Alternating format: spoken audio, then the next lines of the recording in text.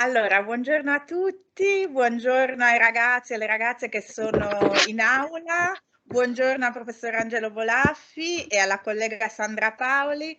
Siamo molto contenti che per il terzo incontro del nostro ciclo Quadrante Tedesco ha accettato insomma di partecipare e dialogare con i nostri studenti il professor Angelo Bolaffi, che non ha bisogno di presentazioni e lo lascerò comunque introdurre brevemente dalla collega Paoli. Mi preme solo dire che insomma il legame del professor Bolaffi con la Germania, le Germanie, quello che è stata la storia europea degli ultimi 50 anni è molto forte. Il suo contributo al dialogo italo-tedesco è stato costante nel tempo e quindi per noi recentemente è stato anche insignito della famosa Verdienstkreuz, di questa onorificenza, una delle massime onorificenze che il governo tedesco dà a personaggi, a personalità che hanno contribuito alle relazioni italo-tedesche, per cui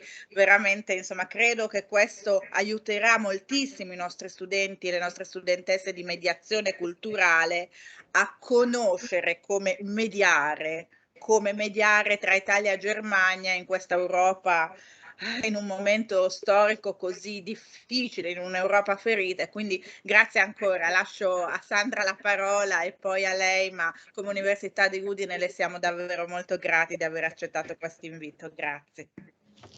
Ringrazio la professoressa Polledri e ringrazio il professor Angelo Bolaffi, che abbiamo l'onore di avere qui con noi in collegamento da Roma, filosofo della politica, germanista di fama, di recente appunto insignito della medaglia di Cavaliere dell'Ordine del Merito al merito della Repubblica Federale Tedesca. Ha scritto numerosi saggi politici e storici sulla Germania, di cui cito Calendario civile europeo, i nodi storici di una costruzione difficile. È stato direttore dell'Istituto Italiano di Cultura a Berlino. Bene. Allora, prego. Grazie, spero vi sentiate bene. Sono molto contento e ringrazio per questo invito. Spero la prossima volta di essere con voi, da voi, a Udine, città che amo e ho trovato sempre bellissima. Io vorrei iniziare da una riflessione che parte da quello che sta succedendo oggi. Con l'invasione della Ucraina da parte della Russia ha probabilmente differenti spiegazioni, se possiamo parlare di spiegazioni in un atto di guerra, o motivazioni forse meglio dire, ma certamente per quello che ci riguarda ha a che fare con un momento della storia tedesca. È evidente che la battaglia, la guerra che si sta combattendo nell'Ucraina è in qualche modo quella battaglia che qualcuno temeva avrebbe spiegato l'Europa con la caduta del muro di Berlino. Voi che mi ascoltate siete tutti nati dopo quella data fatidica del 9 novembre del 1989. E quindi io vorrei, prima di dedicare una parte della nostra chiacchierata al tema specifico delle relazioni culturali tra Italia e Germania, ricordare quello che c'era prima della caduta del muro di Berlino e come anche la caduta del muro di Berlino, un episodio che addirittura ha portato qualcuno a parlare di fine della storia. Oggi invece noi siamo a dopo la fine della storia.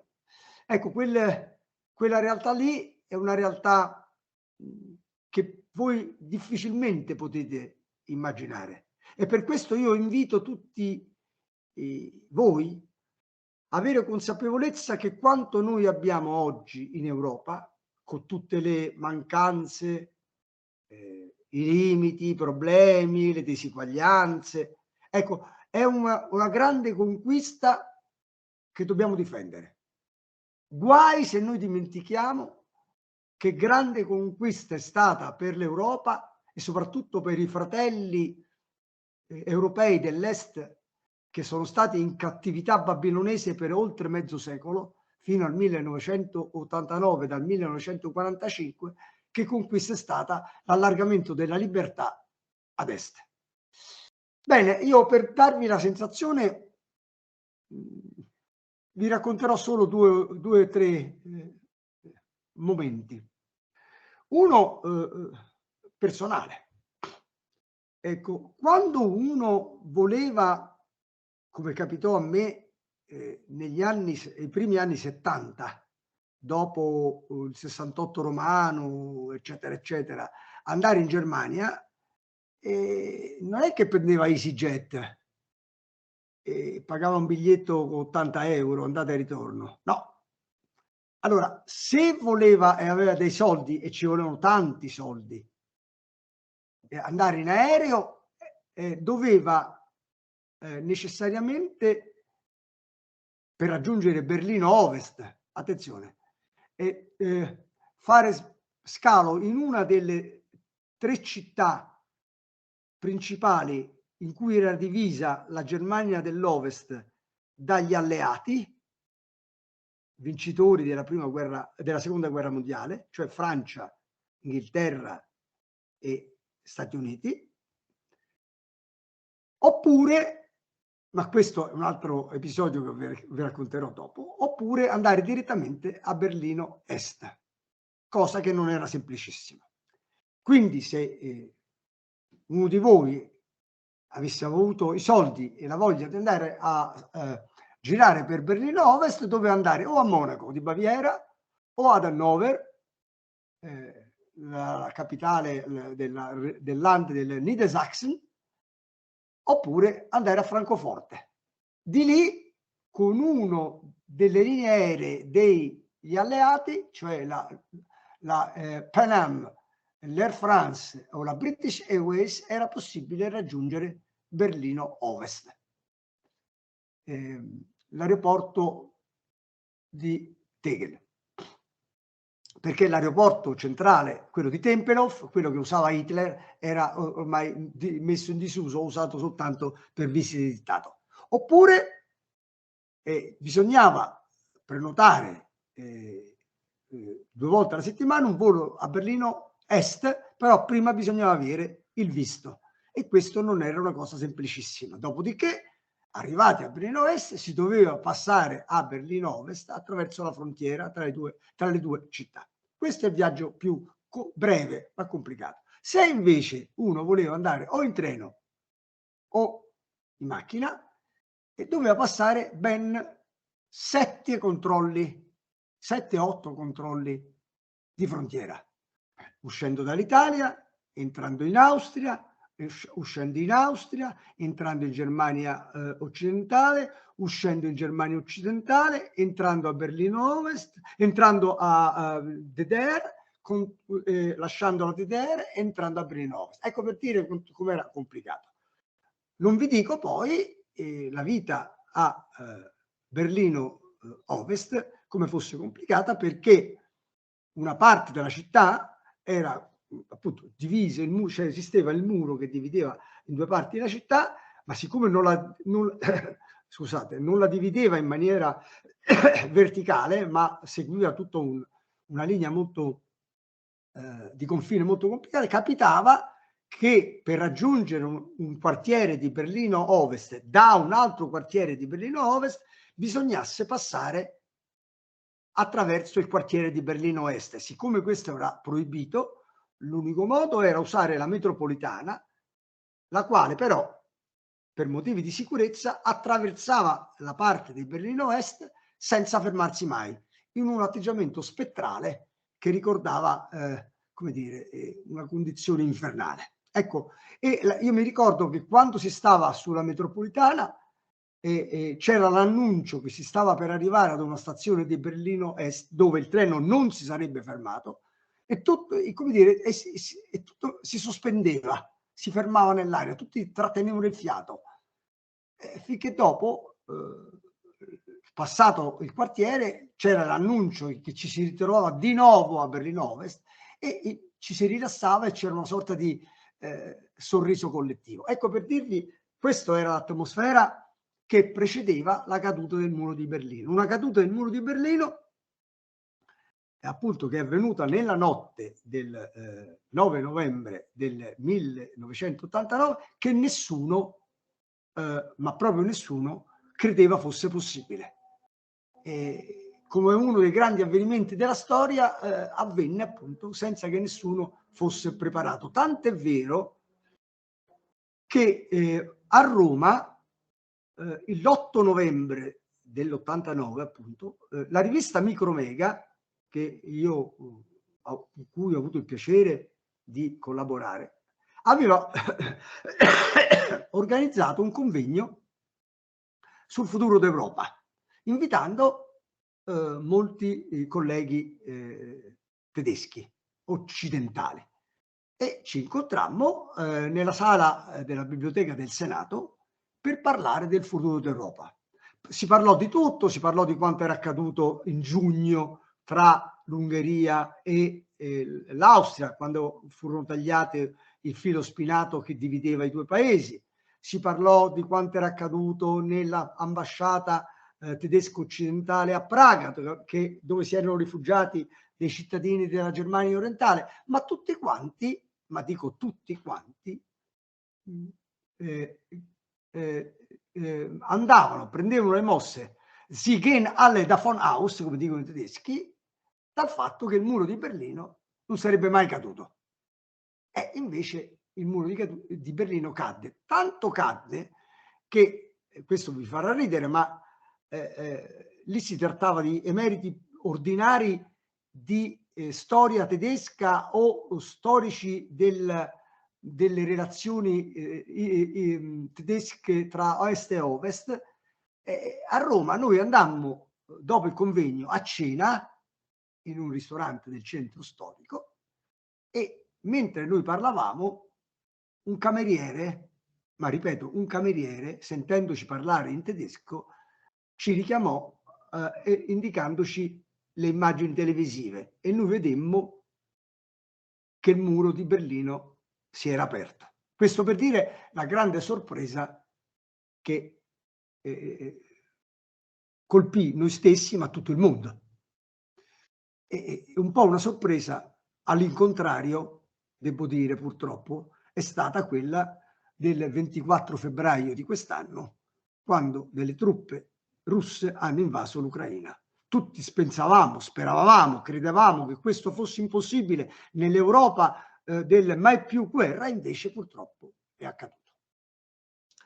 Per arrivare invece a noi, alle relazioni italo-tedesche. Beh, le relazioni tedesche sono sempre state molto complicate e interessanti e anche molto articolate. Intanto vorrei richiamare alcuni fatti storici che spesso si dimenticano. I due paesi, l'Italia e la Germania, sono, secondo una nota definizione, due nazioni in ritardo. Che significa due nazioni in ritardo? Sono due nazioni che hanno conquistato la loro unità nazionale più tardi che degli altri stati nazionali tedeschi. Helmut Plessner, un filosofo importantissimo tedesco, usò questa espressione. I due paesi sono delle verspätete Nationen.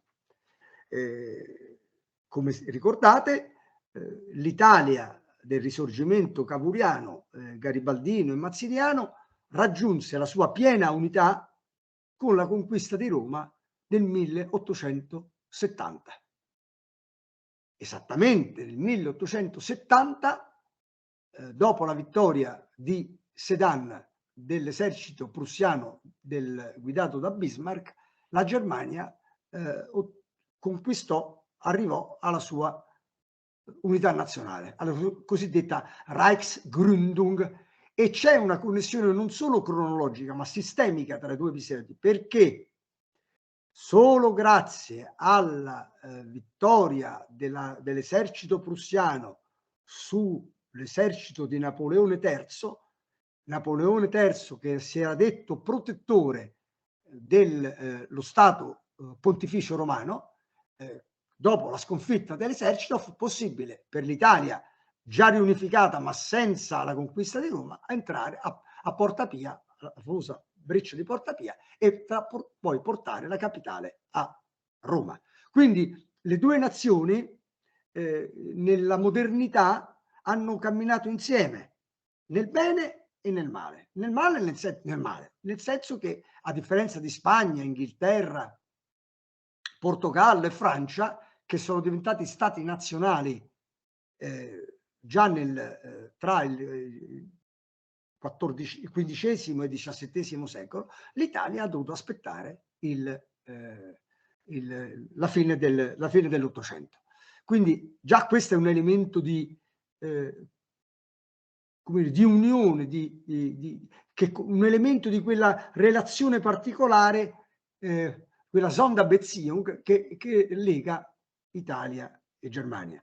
Una Sonderbeziehung che, come voi sapete, è soprattutto una relazione spirituale e piena però di incomprensioni, tant'è vero che un grande ambasciatore italiano disse una volta, l'ambasciatore Luigi Vittorio Ferraris, che è l'unico ambasciatore italiano che è stato ambasciatore in Germania per più di un mandato, perché è stato sia ambasciatore italiano nella Germania, che aveva come capitale Bonn, sia poi nella Germania, che poi è diventata la Germania della Repubblica Berlinese. Ebbene, questo ambasciatore, che è un profondo conoscitore delle relazioni tedesche, disse che italiani e tedeschi si conoscono da tanti secoli, tanto bene che non si capiscono. E questo per spiegare come la relazione tra Italia e Germania poi sia segnata spesso da profonde incomprensioni. Il secondo elemento importante che spesso si dimentica è quello della prima guerra mondiale. Noi normalmente in Italia, questo a causa della comunanza linguistica tra Austria e Germania e parte anche della Svizzera tedesca, e se vogliamo anche del Tirolo, noi confondiamo tutto e parliamo di Germania, di lingua tedesca. In realtà nella prima guerra mondiale, come dire, per l'Italia il Feind, il nemico principale, era l'Austria, perché l'Austria ha occupata terre italiane, non la Germania.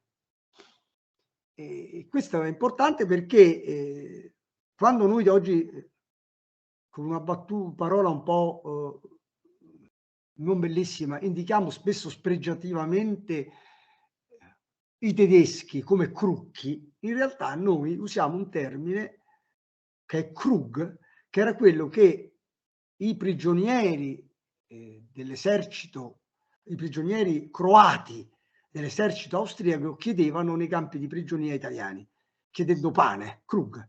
E noi per questo, per assonanza, è diventato che Krughi sono tutti quelli lì. Non è così, perché il primo scambio, come dire, di militare durante la prima guerra mondiale, come voi ricordate, la prima guerra mondiale è scoppiata nel 14, l'Italia entrò un anno dopo, i motivi di questo sono complicati, adesso non tocca a noi ricordarli. Il primo scontro diretto tra l'esercito italiano e quello tedesco avvenne solo dopo il 1917, cioè quando dopo il crollo del Reich, dell'impero dello zar, e la pace tra la Germania e la Russia, l'esercito tedesco venne dislocato dal confine orientale, appunto al confine con la Russia, verso il centro dell'Europa, in particolare a sostenere l'azione dell'esercito austriaco. Questo per dire che il rapporto è complicato tra Italia e Germania. Poi purtroppo c'è stato il periodo drammatico del fascismo, ma anche lì è complicata la storia, perché come sapete il fascismo in Italia andò al potere già nel 1922, quando era in pieno fiorire quella grande esperienza culturale, liberale, artistica che era la Repubblica di Weimar. La Repubblica di Weimar, così detta perché nacque dopo la sconfitta della Germania nella Prima Guerra Mondiale con l'approvazione della Costituzione scritta a Weimar e che durò, una Repubblica di Weimar che durò tra la fine del 18 e il 1933, cosa che spesso si dimentica, e cioè la Repubblica di Weimar, che è stato uno dei più grandi episodi della cultura europea, accanto alla Francia dell'Ottocento e alla Vienna di fine secolo, in realtà è durata più del nazismo. Noi si dimentica spesso perché leggiamo sempre ex post, no? Dalla fine, dalla catastrofe, ma in realtà Weimar è stato un momento fondamentale dell'identità culturale tedesca, europea ed occidentale. Perché dico occidentale? Perché poi la grande emigrazione ebraica, tedesco-ebraica, che sfuggì al nazismo, andò in America, per lo più in America, andò anche in altri paesi, andò in Giappone, andò in Inghilterra, andò in parte in Svizzera, però per la maggior parte andò negli Stati Uniti. Voglio dire, appunto, l'Italia andò, il fascismo andò al potere in Italia nel 22 e se voi andate a leggere i saggi di storia politica o di analisi politica scritti durante la Repubblica di Weimar, stranamente si osservava quanto avveniva in Italia con grande distanza, come se fosse qualcosa che avveniva in un paese del terzo mondo.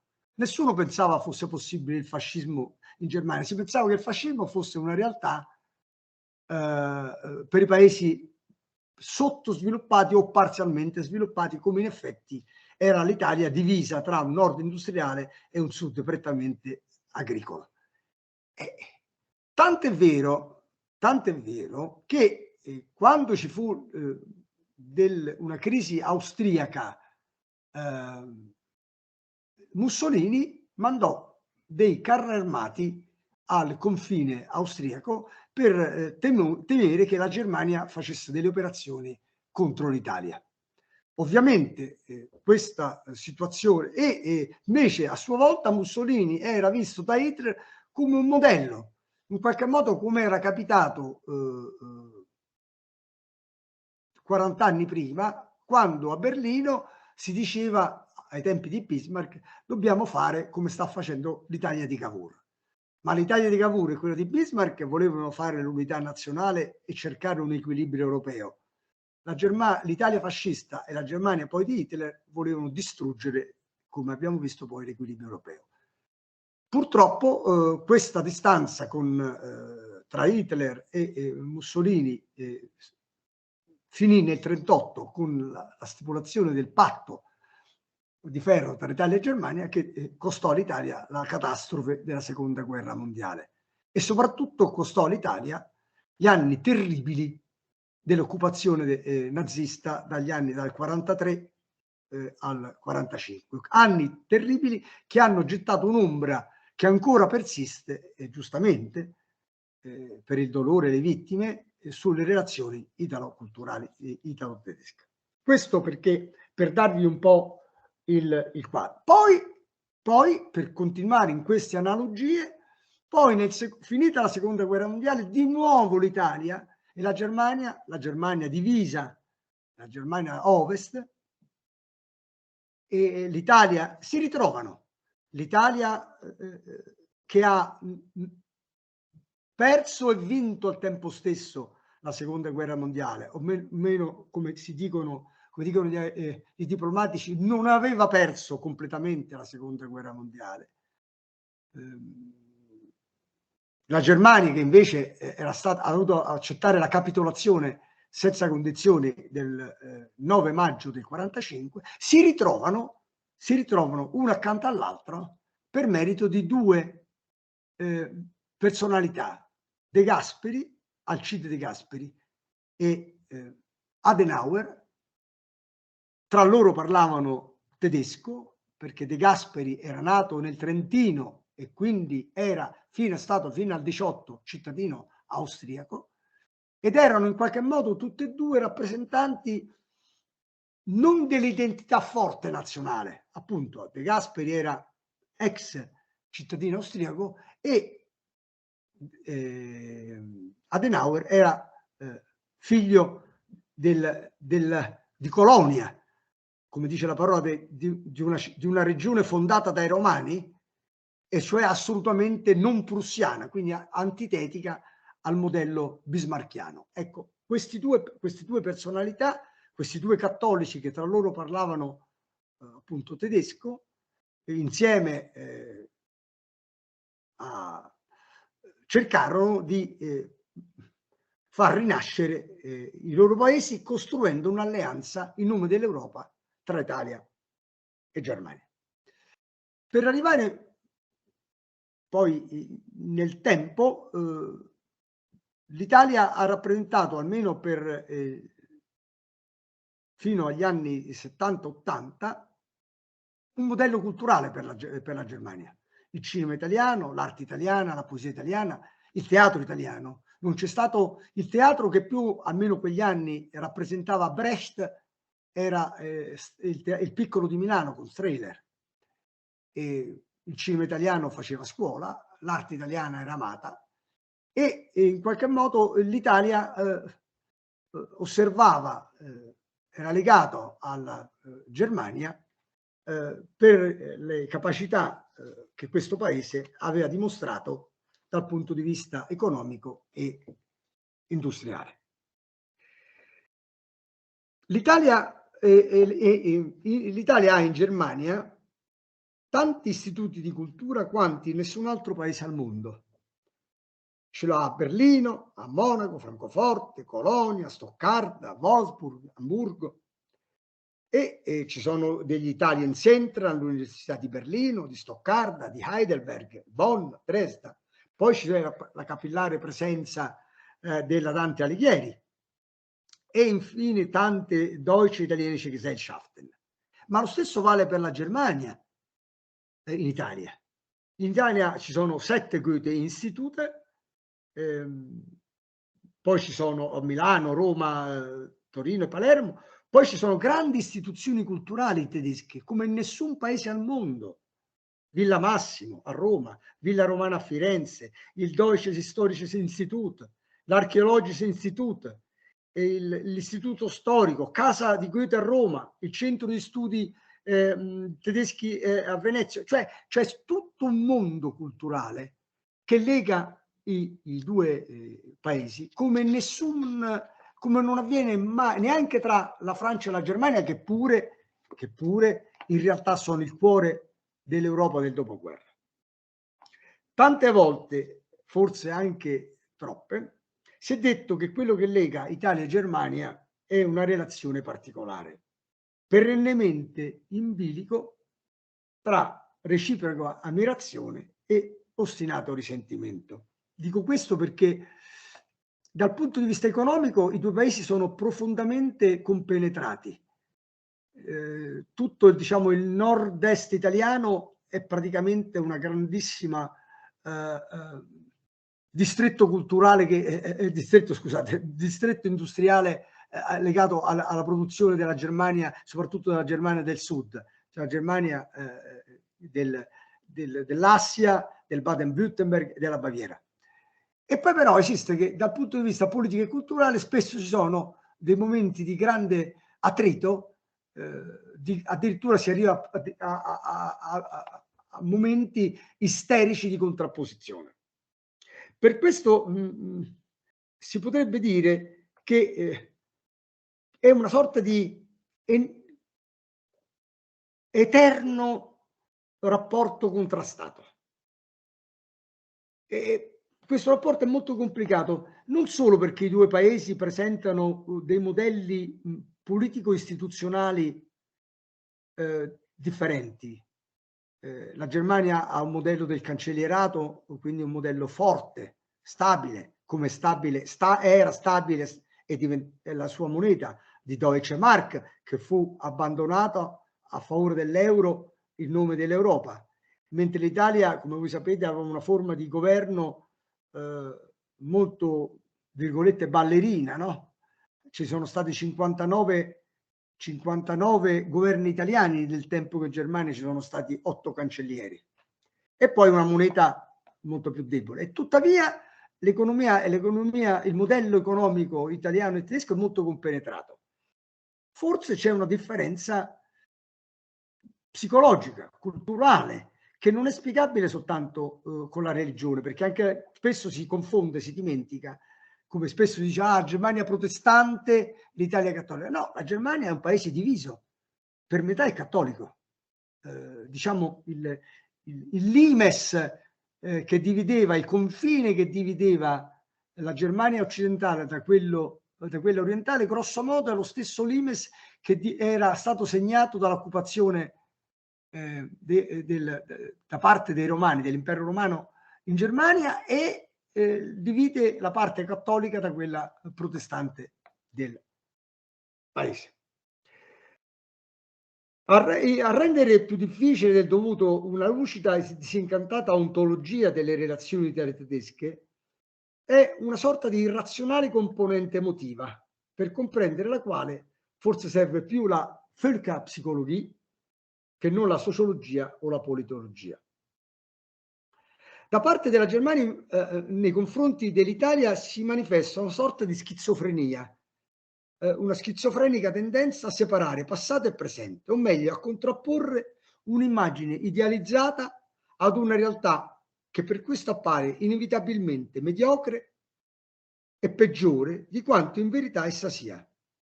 Dunque a sottovalutare o addirittura a svalutare sistematicamente la realtà del presente dell'Italia, contrapponendogli un passato, da quello dell'antichità classica fino a quello rinascimentale, entusiasticamente enfatizzato.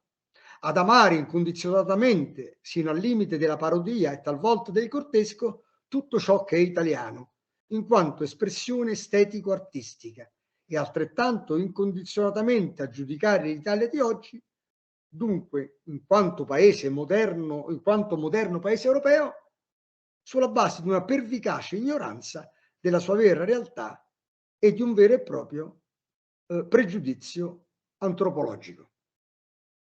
Gli italiani invece hanno un rapporto complicato anch'essi con la Germania.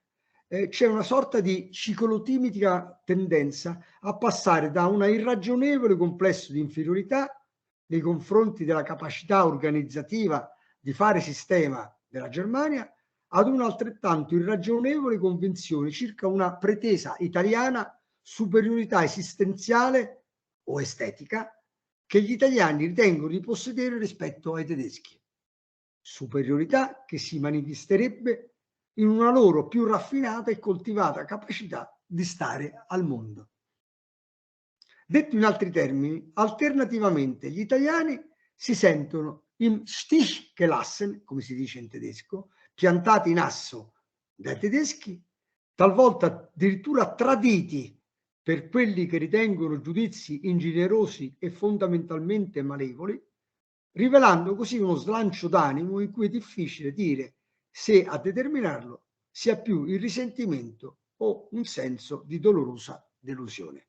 Ma al tempo stesso, però, gli italiani ritengono che tale malevolenza è assai poco malcelata Schadenfreude, termine tedesco difficilissimo da tradurre, noi lo traduciamo come gioia maligna, cioè quella gioia che si prova nel vedere che agli altri vanno male le cose.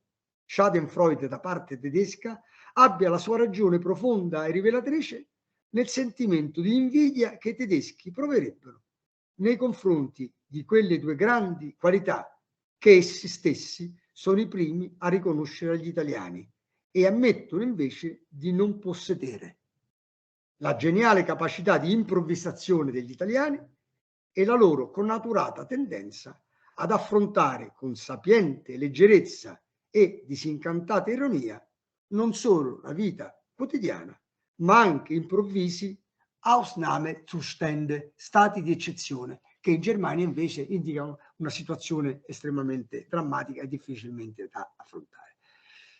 Questo per dirvi che, come dire, i legami tra i due paesi sono molto complicati e vanno sempre presi, per così dire, con le molle. Certamente una cosa possiamo dire, che se è vero che l'Europa di quella del dopo, nata con il Trattato di Roma del 57, l'Europa che poi si è allargata, l'Europa che spera di avere un ruolo anche oggi in questi momenti drammatici della guerra, l'Europa che dovrà avere un futuro, certamente ha come cuore il rapporto tra Francia e Germania, perché Francia e Germania sono le due nazioni che si sono fatte direttamente più volte la guerra. C'è una Erbfeindschaft, come dire, una ostilità ereditaria che non c'è tra Italia e Germania. Eppure però, se è vero che il cuore dell'Europa è quello fondato su rapporto tra Francia e Germania, è vero anche che l'Italia può giocare un ruolo molto importante, non solo perché oggi, come sapete o forse dovreste sapere, il governo Draghi ha firmato un importante trattato diplomatico istituzionale con la Francia, sperando che ci sia anche un futuro trattato tra Italia e Germania, ma perché l'Italia può aiutare, proprio per quelle sue caratteristiche differenti rispetto agli amici tedeschi, può aiutare la Germania a liberarsi dalle sue idiosincrasie, dai suoi blocchi, delle sue rigidità. Come dicono i tedeschi, a loro piace Kante zeigen, mostrargli gli spigoli. Agli italiani piace invece abrunden, come dire, arrotondare, rendere più semplici le cose. E però i tedeschi possono, per così dire, a loro volta aiutare gli italiani a superare certe pigrizie, certi malfunzionamenti e su quel sistematico, la loro sistematica sottovalutazione dell'importanza di fare sistema. Da questo punto di vista io credo che la presenza degli istituti culturali tedeschi in Italia e italiani in Germania sia un momento decisivo. E un momento decisivo deve essere lo scambio delle lingue. Vedete, qui c'è un dibattito molto forte su cui vorrei richiamare l'attenzione. Quale sarà, se ci sarà mai, un linguaggio europeo? Ci sono due scuole. C'è una scuola funzionalista che io non amo, che sostiene che in fondo l'Europa dovrà parlare in inglese, cioè dovrà usare quella lingua del paese che ha deciso di andarsene via dall'Europa. Secondo me, senza sottovalutare l'importanza dell'inglese come lingua franca in ambiti commerciali, degli scambi, dei rapporti, è vero che invece però che l'Europa, come diceva Umberto Eco, non ha un demos, un popolo, ma ha dei demoi, molti popoli, e ogni popolo ha una sua lingua, e la lingua è un concentrato di storia culturale. La forza dell'Europa è la pluralità delle culture. Voi vedete, nel moneta di $1 americano c'è scritto ex pluribus unum, da tanti uno. Ecco, l'Europa invece sarà ex pluribus plures, da tanti molti. Cioè l'Europa non può dimenticare che siamo tante culture, dovrà trovare un modo, e questa è la sfida difficile, quella sorta di quadratura del cerchio con cui tutti si affannano a trovare, cioè mettere insieme la difesa delle identità culturali e quindi delle lingue europee. Bisogna studiare le lingue europee. Ogni cittadino europeo dovrebbe padroneggiare almeno 2 lingue europee e al tempo stesso trovare delle forme istituzionali che consenta all'Europa di procedere unita e di soprattutto procedere non solo in quella che finora è stata una unificazione economico-funzionale, di cui non va certamente sottovalutata l'importanza, ma di procedere verso un cammino di unificazione politico-istituzionale che consentirebbe all'Europa di far sentire la sua voce e grazie ad una sua autonomia strategico, ma anche politico, strategico, ma anche militare ed economica, in un mondo che, se Dio vorrà che questa guerra trovi un fine, sarà sicuramente non più un mondo guidato da un egemone, ma neppure un mondo guidato da 2 egemoni, ma sarà un mondo che presenterà una pluralità di forze in campo, tra le quali importante dovrà esserci quella dell'Europa. Io penso di fermarmi qui e di dare a voi la parola. Sì, grazie Angelo, sempre molto interessante e molto chiaro quello che dici. Ecco, i miei studenti hanno delle curiosità, quindi adesso si presentano e ti fanno delle domande. Bene, va bene. Buongiorno. Buongiorno. All'inizio lei ha nominato la guerra in Ucraina. Io volevo chiederle se questa guerra in Ucraina potrebbe in qualche modo mettere a dura prova questo rapporto, anche amicizia italo-tedesca, oppure solidificarla? No, io penso che no, da quello che si vede, guardi, noi abbiamo gli stessi vizi comuni e le stesse forze comuni. Noi abbiamo avuto, io non voglio fare i nomi, noi abbiamo avuto un primo ministro italiano che era molto amico di Putin, ci andava pure insieme a fare certe scampagnate, no? E c'è un ex Bundeskanzler, un cancelliere tedesco, Schröder, che è a pagamento di Putin, ok? Mettendo in imbarazzo la Germania. Al tempo stesso, però, noi abbiamo i 2 paesi che procedono insieme, cercando una soluzione al problema, e comunque non c'è soluzione a questa guerra se c'è una contrapposizione tra Italia e Germania. La Germania è la potenza centrale europea. Senza la Germania non si costruisce l'Europa. Senza o contro la Germania, chi è contro la Germania è contro l'Europa. Deve dirlo. Si può anche essere contro l'Europa, per carità. Esistono i sovranisti in Italia e in Francia, in Germania, Alternative für Deutschland, per esempio in Germania, la destra tedesca, la Marie Le Pen, ma anche a sinistra Mélenchon, sono contro l'Europa, pensano sia l'Europa delle banche, dicono loro, e quindi sono contro la Germania. Ma chi invece ritiene che l'Europa sia la risposta ai problemi attuali e quelli futuri, allora deve sapere che la Germania, nel suo ruolo di potenza Zentralmacht, come si dice in tedesco, no? Potenza centrale, anche geopoliticamente, sta nel cuore dell'Europa. Oltre a essere l'azione economicamente più forte, senza la Germania, ma anche senza l'Italia, perché l'Italia rappresenta il Mediterraneo.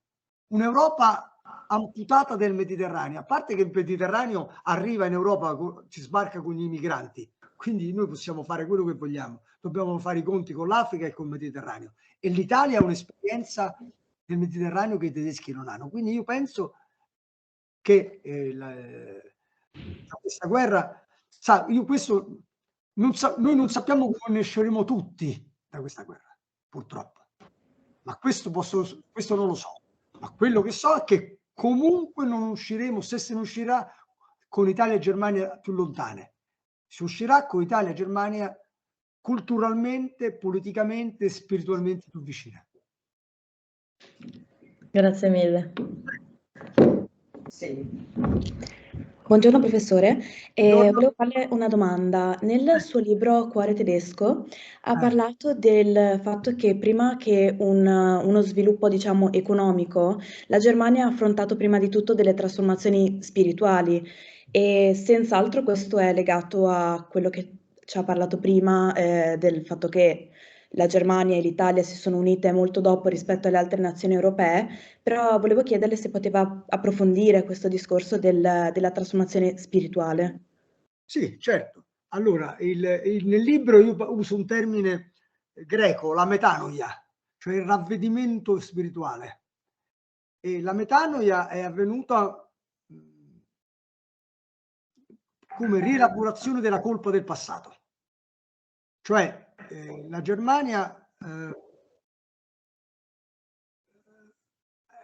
è stata unita, purtroppo, salvo casi nobili eccezioni, la Germania non ha avuto come l'Italia una resistenza aperta al socialismo, anche se bisogna dire che la ferocia del nazionalsocialismo già all'inizio rese impossibile questo, perché eliminò centinaia di migliaia di persone già nel 33-34, rinchiudendoli in campi di concentrazione. Comunque la Germania, fino alla catastrofe della sconfitta, era sostanzialmente come dire, corresponsabile delle colpe del nazismo.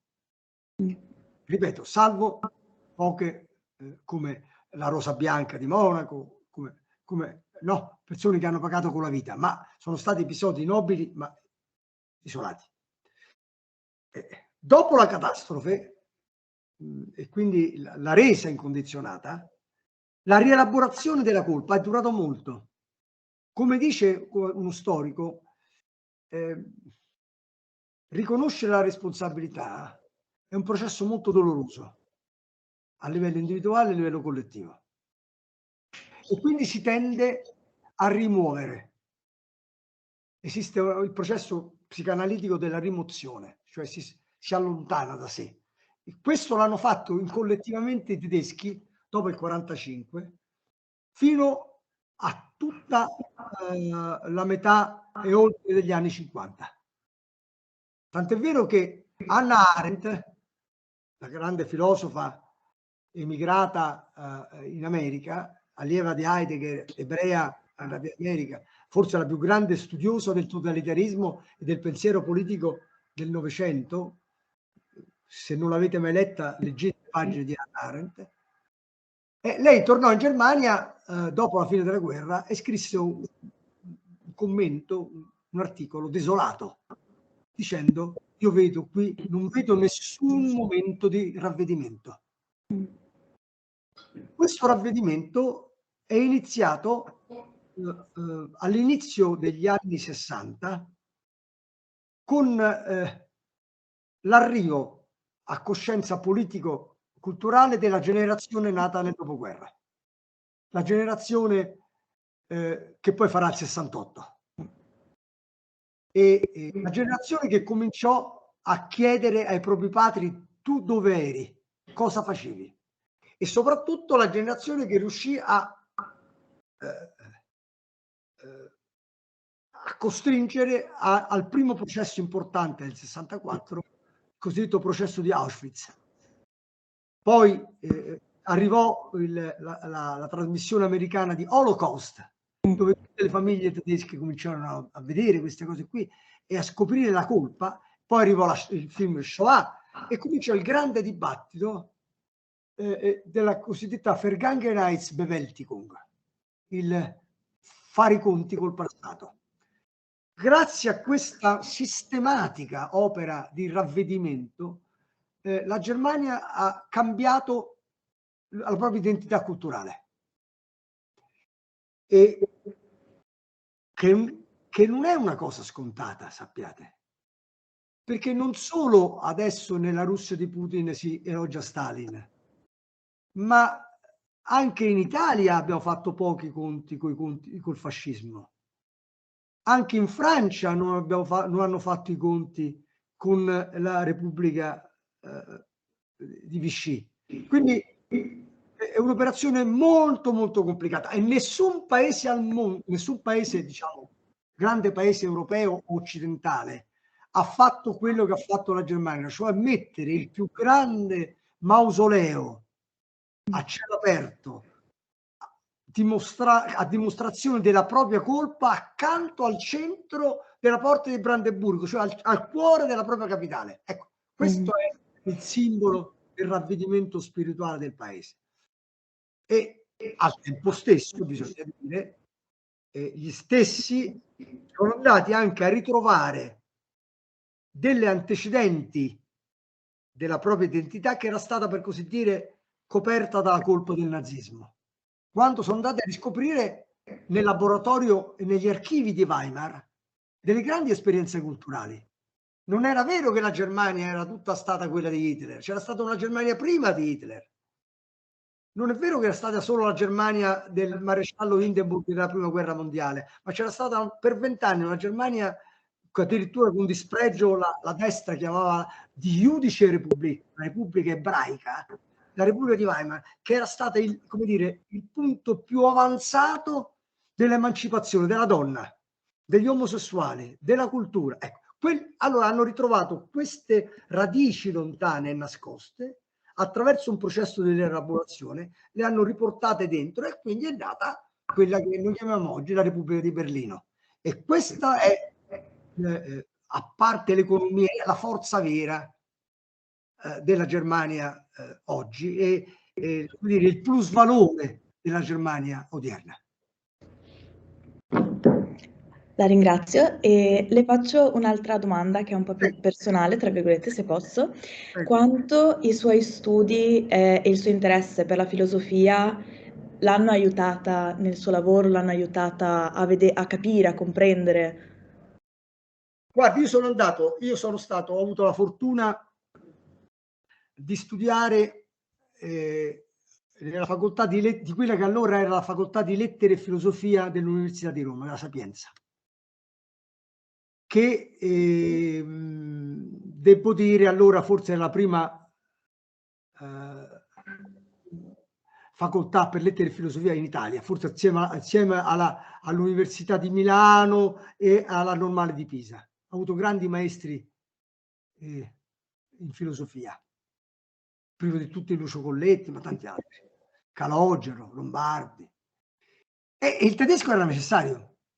Lì non facevi, mica è come adesso, scusi, adesso non voglio dire niente di male, non è che facevi una tesina su Marx se non sapevi leggere il tedesco.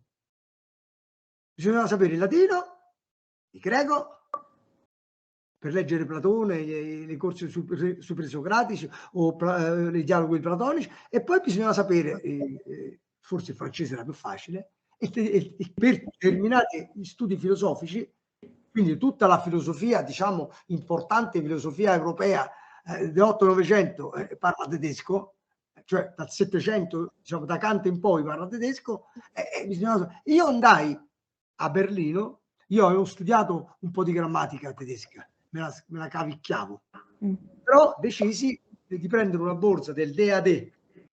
Io ho già laureato, però per proseguire la mia attività di insegnare filosofia dovevo sapere bene il tedesco. Allora presi una borsa del DAD e andai appunto a Berlino e lì nacque la mia però certamente, come dire, l'idea, il piacere, il sogno di leggere Marx in tedesco, Kant in tedesco, Hegel, che è difficilissimo, voglio dire, in tedesco era una sensazione di libertà e di onnipotenza che è difficile, e ho dovuto conquistare parola per parola, lingua riga per riga, e questo è un lavoro faticoso, però certo è molto bello. D'accordo, grazie mille. Prego. Salve. Buongiorno. Buongiorno. Volevo chiederle una domanda molto diretta.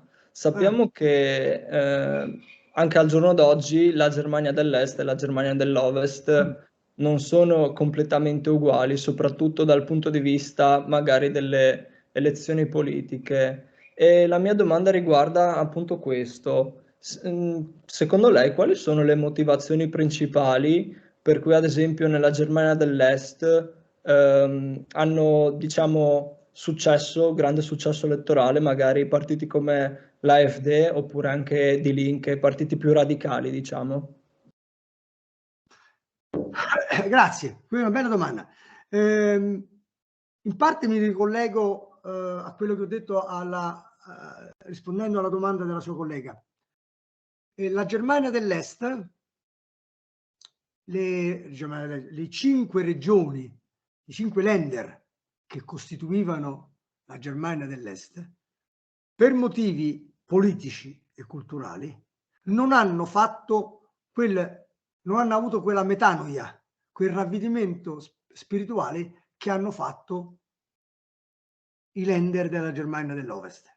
Cioè tutto il processo di autocritica storica, di riflessione su se stesso, in Germania dell'Est è stato completamente ideologizzato e rimosso dicendo è colpa del, si parlava fascismo, anche all'Est, non del nazismo, perché così i tedeschi non c'entravano. E quindi era finito tutto, non c'era problema dell'uccisione degli ebrei, non c'era il problema della niente.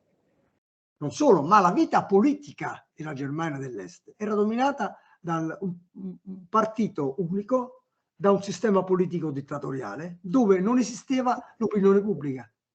Cioè l'idea che la democrazia è confronto, è espressione di opinione, è diversità, è libertà del singolo. Non ci sono delle istituzioni che garantivano questo. C'era la Stasi, la polizia segreta. Io ho letto ultimamente, sono usciti documenti adesso desecretati da istituti russi, da cui risulta che giovani dell'età sua sono stati arrestati città dell'est della Germania dell'Est su accuse pretestuose di attività di sabotaggio, forse perché magari avevano buttato un pezzo di carta davanti all'ambasciata russa, interrogati e senza processo e senza avvocati portati a Mosca e fucilati, senza che i genitori sapessero nulla. Non so se mi spiego. Sì, Ora, tutto questo ha profondamente ridotto la capacità critica dei cittadini. Più bisogna aggiungere un altro elemento, questo a loro favore, che è una sorta di grande delusione spirituale, cioè sentirsi dire io, un signore della mia età, che per 60 anni ho vissuto in un paese che non valeva nulla, cioè ho vissuto in una sorta di terra perduta di nessuno, non è bello, non è divertente. Cioè io ho perso la mia vita. Quindi c'è un risentimento rispetto a questo mutamento, c'è una resistenza a prendere atto. E quindi si protesta. E come protesto io? Protesto dicendo, ah sì, ho vissuto male? E allora continuiamo a vedere se continui a fare i conti con me. E voto, diciamo, le persone meno votabili. È come un giovane quando tu stai incazzato con i genitori, e tu usa la parola, cosa fa? Fa gesti più estremi, usa per richiamare l'attenzione verso la sua protesta. Quindi c'è una componente culturale, ma anche una componente individuale. E tutto questo vuole tempo, vuole educazione, probabilmente vuole... d'altra parte la Germania, come ho detto, la Germania adesso è unificata da 30 anni, giusto? 30 anni. Abbiamo detto che la metanoia tedesca dal 45 è cominciata verso il 64, sono 20 anni. Pure lì ci è voluto tempo per uscire dal nazismo, dal fascismo. Quindi è un processo, come dire, che è legato a condizioni oggettive, condizioni personali, e in più bisogna dire che nella Germania dell'Est adesso via in estinzione esistono molti esponenti dell'apparato repressivo del passato che hanno perso i loro privilegi. Oggi che facevano parte della polizia segreta, del partito, eccetera, e questi protestano, non ci stanno, non vogliono, e quindi trovano una forma di espressione, ad esempio, usando la Linke. Ma anche la Linke, devo dire che oggi sta cambiando identità. Mentre l'AfD era nata, attenzione, l'AfD era nata all'Ovest, era nata come partito anti-euro, attenzione. All'inizio l'AfD, l'Alternative für Deutschland, era un partitino, diciamo, di professori liberali che erano contrari alla moneta unica. Adesso non entriamo nel merito, ma insomma, poi lentamente questo partito si è sempre spostato su posizioni più radicali e estremiste, andando sempre più a est, passando dall'euro agli immigrati. No? Perché? Perché la presenza della, lo sappiamo anche noi in Italia, non è facile. L'uomo nasce in tribù. Imparare che la tribù accanto non è un nemico, ci vuole uno sforzo culturale molto forte. Imparare che l'altro non è solo un nemico per te, ma anche un'altra persona con cui dialogare.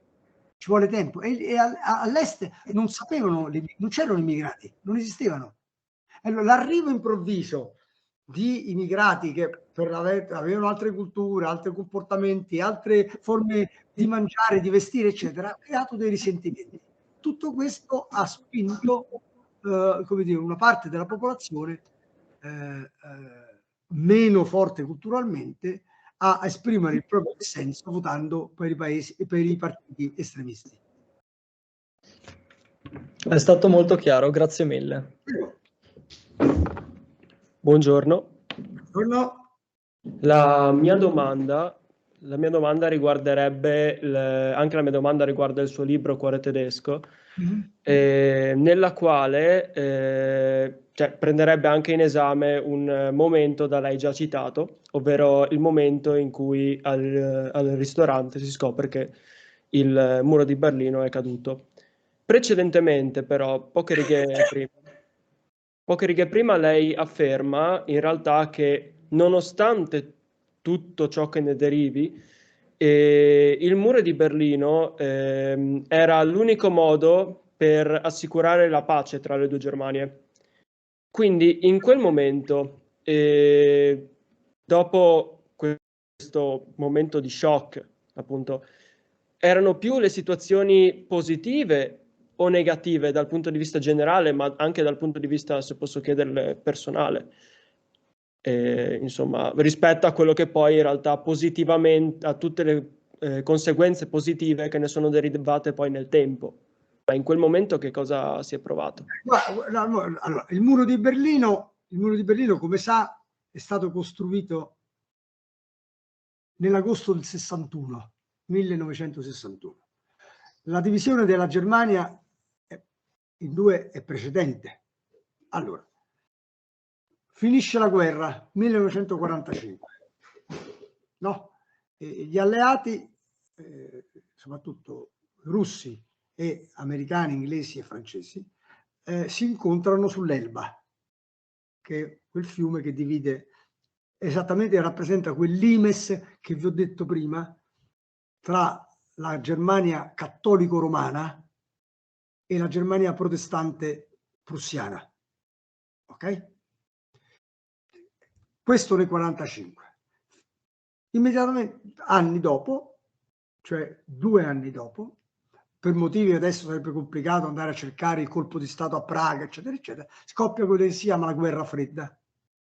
Allora, quello che era una linea di incontro delle forze alleate diventa una divisione tra una parte dell'Europa controllata dai sovietici, o meglio dai russi, e una parte della Germania controllata dalle forze alleate. Ok? In mezzo dovete immaginare questa divisione verticale che attraversa il paese, c'è un'eccezione, che è Berlino. Berlino fisicamente si trova, l'area di Berlino, si trova nella Germania dell'Est, ma per accordo interalleato la capitale tedesca è divisa in 4 settori corrispondenti ai 4 alleati, Francia, Inghilterra, Stati Uniti e Russia. Ok?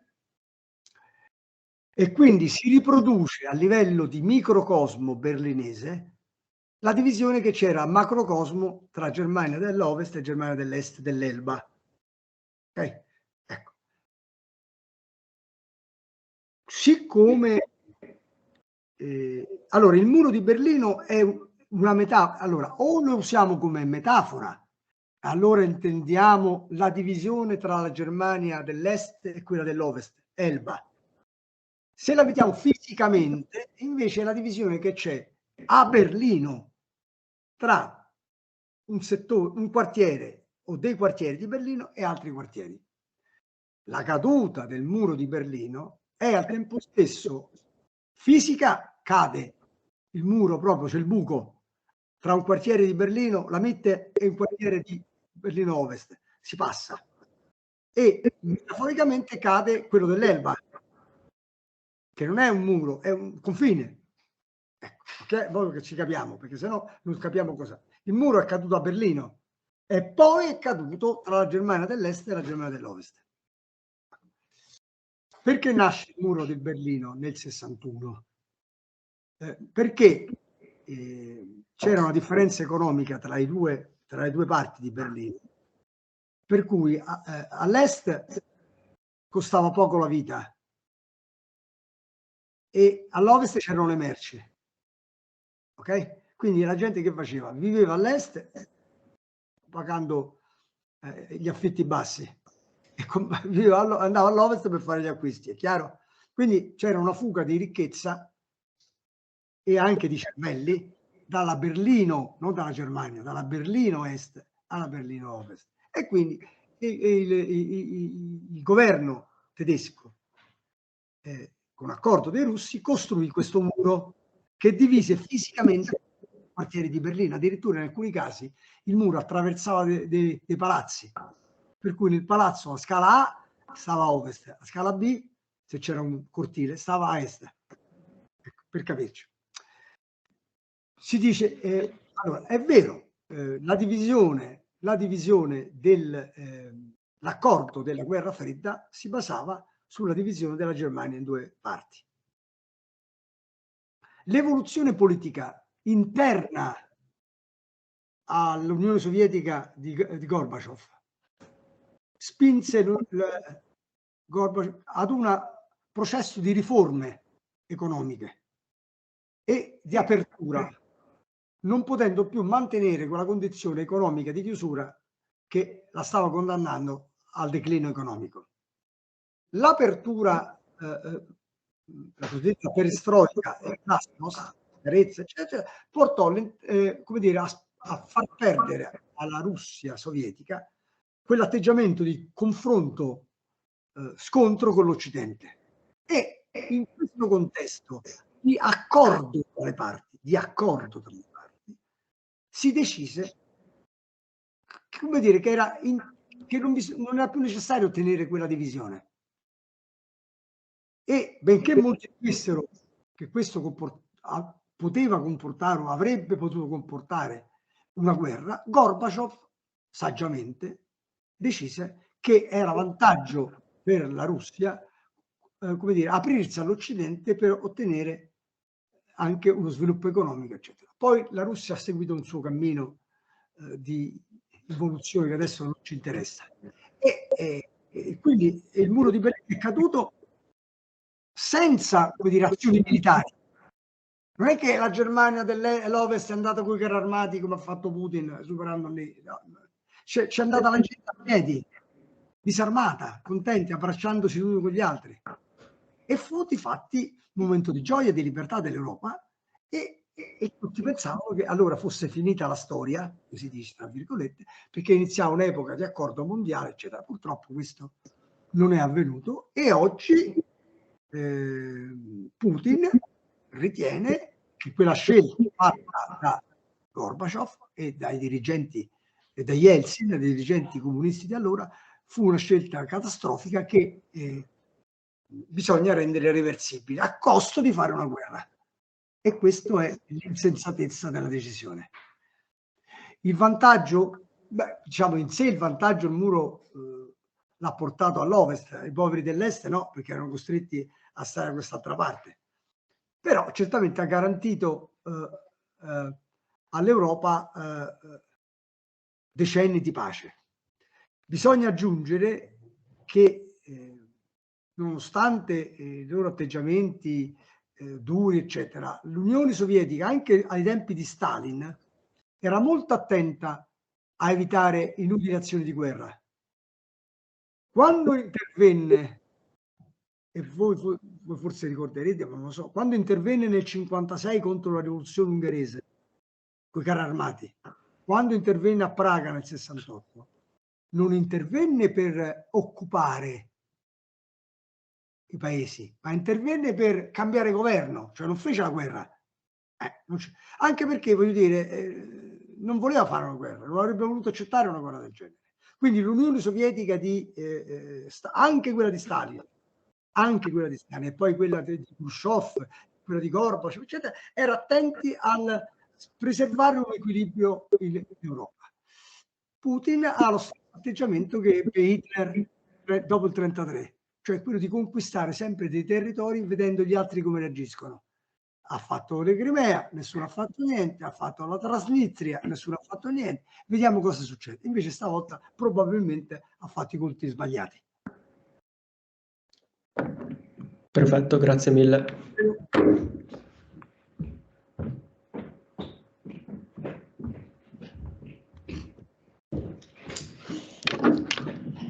Ecco, bene, se non ci sono altre domande, anche io ho delle domande da fare. Certo. Ecco, allora, tu Angelo definisci la nuova politica estera tedesca ripensamento, no? Ci puoi spiegare in che cosa consiste questo ripensamento, che appunto sarebbe riduttivo, limitare alla nuova politica di spese militari, no? Mi riferisco alla recente decisione di rispettare quanto previsto dalla NATO, cioè che ciascun Paese membro debba destinare il 2% del PIL alle spese militari. Sì, allora la Zeitenwende, il mutamento d'epoca, termine ormai diventato, come dire, mitico, no? Nel linguaggio politico internazionale, segnalato dal cancelliere tedesco Scholz nel suo discorso del 27 febbraio al Bundestag. Questa Zeitenwende richiederebbe, secondo le affermazioni di Scholz, un mutamento nell'atteggiamento strategico militare della Germania e sulla base di una nuova valutazione delle relazioni diplomatiche. Allora, la Germania ha costruito la propria identità del secondo dopoguerra, la Germania dell'Ovest, poi è passata a tutta la Germania, come prima come una potenza economica e un nano politico, cioè una grande potenza economica perché militarmente, e poi soprattutto anche forte delle esperienze delle cosiddette Ostermarsch, delle marce pasquali degli anni 50 contro la bomba atomica, poi del Friedensbewegung, del movimento pacifista, eccetera. L'idea, proprio perché la Germania era stata all'origine la colpa di 2 guerre mondiali, la Germania aveva come suo, come dire, obiettivo, parola d'ordine spirituale, nie wieder Krieg, mai più guerra. Però questo nie wieder Krieg, non più guerra, ha una doppia valenza, perché mai più guerra da parte tedesca, ma anche mai più Auschwitz. Cioè, noi non dobbiamo più fare guerra perché noi siamo stati colpevoli e difatti la Germania non fa guerra. Né facciamo noi, accettiamo la guerra come metodo di risoluzione delle relazioni internazionali. La rigettiamo formalmente. e d'altra parte c'è l'accordo di Helsinki, dove tutte le nazioni europee, compresa la Russia, hanno firmato un trattato. Cioè la guerra non è un modo per risolvere le relazioni internazionali, come era nell'Ottocento. Primo, i confini usciti dalla seconda guerra mondiale non si toccano militarmente, si possono discutere, diciamo, culturalmente e pacificamente. Ma è obbligo morale, proprio per la colpa di Auschwitz, è obbligo morale della Germania, come dire, vigilare perché non ci siano in Europa episodi come Auschwitz.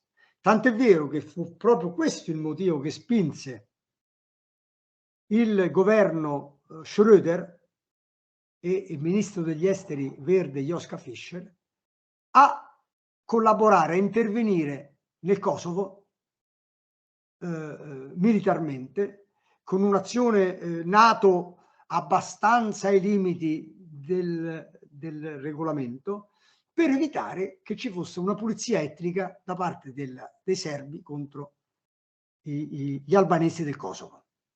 Quindi nella politica tedesca non c'è solo mai più guerra in assoluto, cioè mai più guerra come uso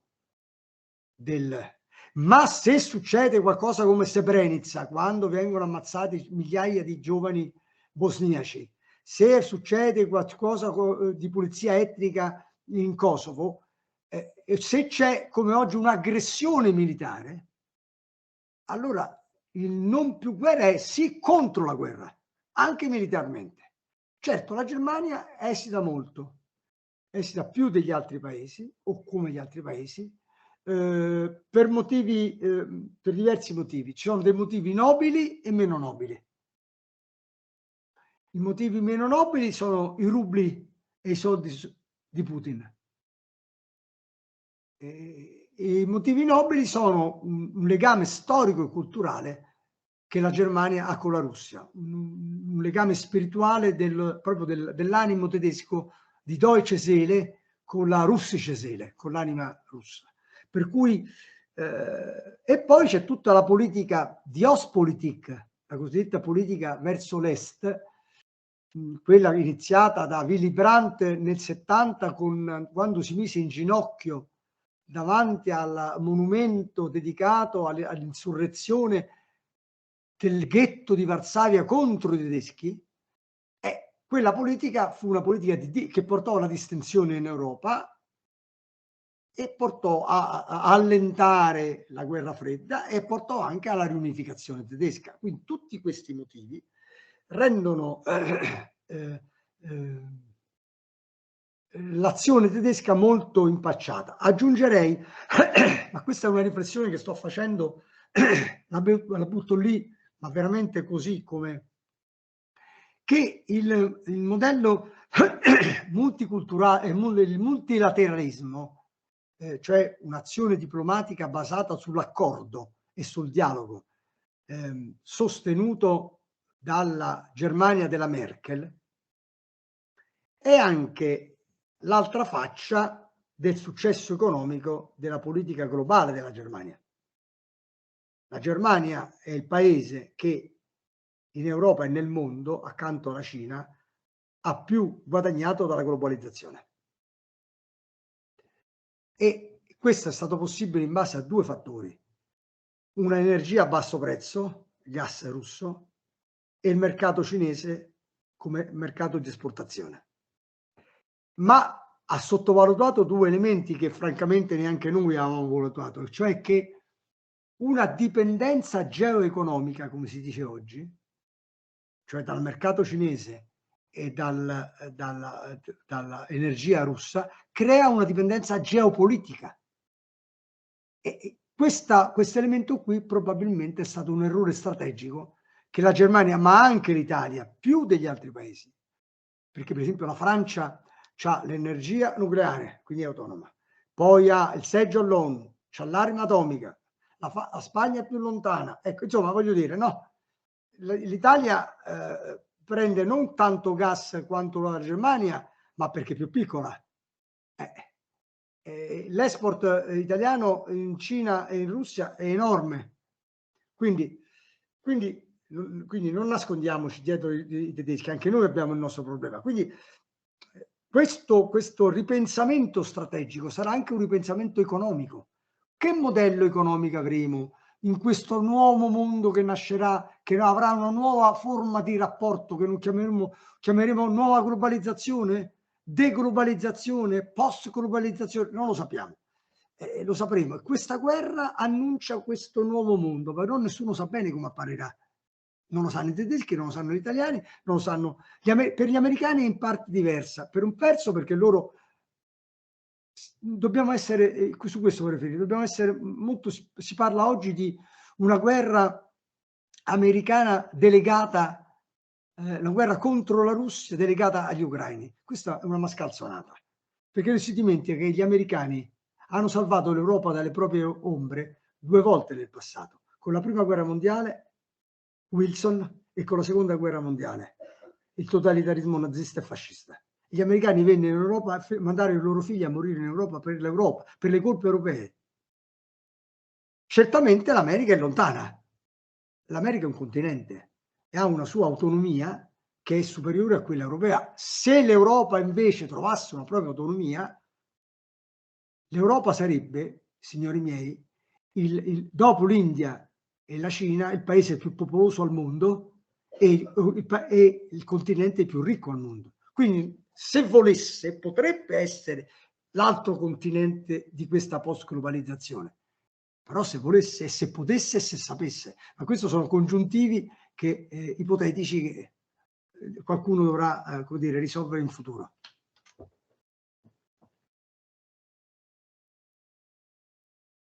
Non ti sento più. Il microfono. Sì. Ti farei anche un'altra domanda, no? Prima hai parlato dell'importanza della varietà di lingue straniere, no? Quanto sia importante per gli europei conoscere almeno 2 lingue europee oltre alla propria lingua madre. Ecco, per comprendere la Germania, per migliorare le relazioni con questo paese, quale contributo può dare una maggiore diffusione della lingua e della cultura tedesca? Ma guarda, intanto ti dico una cosa molto semplice. Avremmo un canale di informazione migliore. Io devo dire che forse uno dei motivi delle incomprensioni che spesso nascono tra Italia e Germania, di cui ho parlato prima, deriva anche dal fatto che gli italiani non sanno il tedesco e soprattutto i giornalisti italiani, i nostri amici, non sanno il tedesco e quindi non leggono la stampa tedesca, ma si informano della Germania attraverso la stampa inglese, che come è noto è una stampa non propriamente filotedesca, o comunque che dà una lettura sua dello sviluppo tedesco. Quindi già che conoscere, come dire, comunicare nella lingua significa già abbattere un muro. Tra l'altro, prima mi ho dimenticato di dirlo, c'è una legge comunitaria che viene sistematicamente dimenticata, che imporrebbe a tutti i cittadini europei di studiare accanto ovviamente alla lingua madre, e io direi pure accanto all'inglese, ma dai, c'è bisogno almeno una lingua europea, spagnolo, francese, ma anche rumeno, perché esistono poeti rumeni importanti, cecoslovacco e quant'altro. No, perché come facciamo, come dire, a leggere Dante in inglese? Figlioli miei, no, non esiste, no. Ecco, certo che se non puoi fare altro lo leggi, ma se vuoi studiarlo lo devi sapere. È così come ho raccontato alla studentessa per leggere i testi, perché posso garantire che leggere testi filosofici tedeschi in tedesco, a parte il fatto che è più facile che leggere in traduzione italiana, perché è più facile e poi si capisce meglio. Quindi voglio dire, io mi sono battuto, noi ci siamo battuti, il Ministero io quando ero a Berlino all'Istituto di Cultura, ma il Ministero degli Esteri, se si riducono le cattedre di italiano in Germania, e si riducono le cattedre di tedesco in Italia, è un problema, perché dove impariamo la lingua dei nostri paesi? Purtroppo, tra l'altro, l'Italia per l'Italia è un problema particolare, perché l'Italia, dopo quella turca, è storicamente la più grande comunità immigrata, sia pure con altre funzioni, eccetera. Quindi sarebbe stato importantissimo che questi nipoti dei primi immigrati continuassero a sapere studiare l'italiano. Purtroppo non è sempre detto, non è sempre dato. Ecco, bene, sì, io appunto l'incontro di domande ne avrei tante, ma appunto non so, Elena, io ti ringrazio tanto perché l'incontro è stato molto intenso per quanto mi riguarda, vedo gli studenti che confermano, ecco, molto interessante, pieno di stimoli, pieno di stimoli di riflessione. È appunto molto, molto intenso.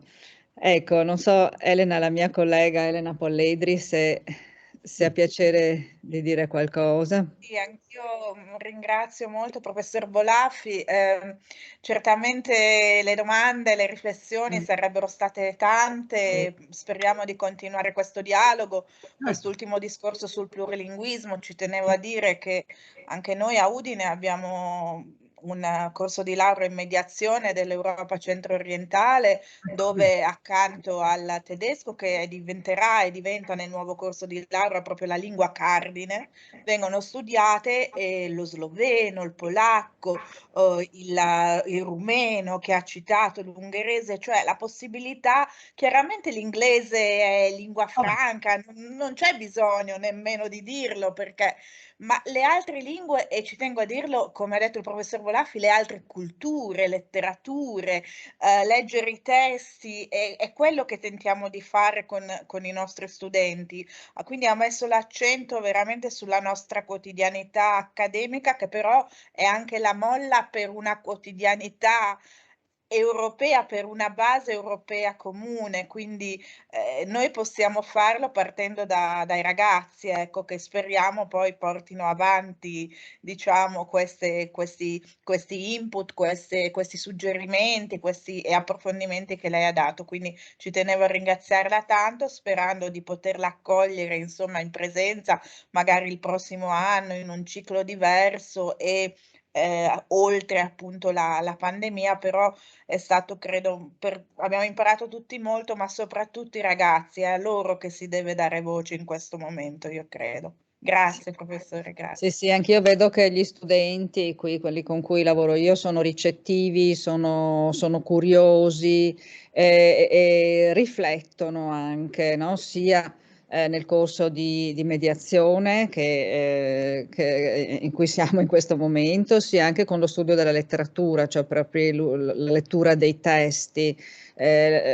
Suscita è uno spunto di riflessione, è un modo per conoscere meglio la mentalità tedesca, però appunto lo vedo anche qui in mediazione, quindi ecco, tu hai dato un contributo molto molto molto importante che ci ricorderemo. Va bene, grazie, speriamo di vederci il prossimo anno magari a Udine.